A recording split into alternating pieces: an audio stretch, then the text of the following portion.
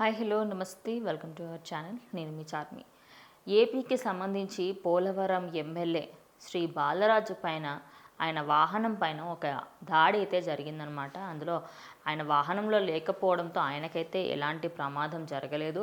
కానీ ఆయన వాహనం బ్యాక్ సైడ్ ఏదైతే మనకి వెహికల్కి అద్దాలు ఏవైతే ఉంటాయో వీటినైతే రాళ్లతోని పగలగొట్టడం జరిగింది. ఈ ఘటనకి సంబంధించి డిప్యూటీ సీఎం పవన్ కళ్యాణ్ ఆయన ఖండిస్తూ ఇటు డిఎస్పీ అయిన సురేష్ రెడ్డిని అయితే అక్కడికి తక్షణమే వెళ్ళి అక్కడ ఏం జరిగింది ఏంటి దానిపైన మొత్తం డీటెయిల్స్ అయితే తెలుసుకోమన్నారు. అయితే ఆయన హుటాహుటిన పోలవరంకి సంబంధించి బర్రికలపాడు గ్రామంలో అయితే జరిగింది కాబట్టి ఆ సంఘటనా స్థలానికి వెళ్ళినప్పుడు అక్కడ పరిశీలించి చూస్తే ఇది మాత్రం కావాలని ఎవరో చేసినట్టు లేదని, ఆయన పైన కక్ష సాధింపుల్లాగా ఏం అనిపించట్లేదని కూడా ఆయన చెప్పడం జరిగింది.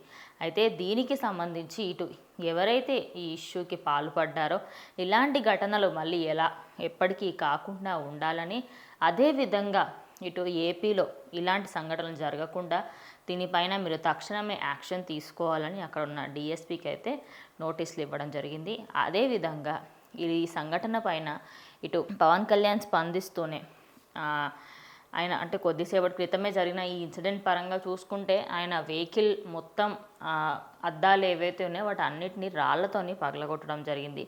పగలగొట్టినప్పుడు లోపల ఎవరు లేకపోవడంతో అటు డ్రైవర్ ఎవరైతే వాళ్ళని పగలగొట్టిన వాళ్ళు అక్కడి నుంచి పగలగొట్టేసి వెళ్ళిపోయారో, ఎప్పుడైతే ఆ డ్రైవర్ అక్కడ ఉన్న వాళ్ళని చూడడం అటు పోలీసులకు వెంటనే చెప్పడంతో ఈ ఘటనకి సంబంధించి తెలిసింది. అయితే ఇటు బాలరాజుకి ఎలాంటి హాని జరగకపోవడంతో ప్రతి ఒక్కరూ కొంచెం కుదుటపడ్డారు.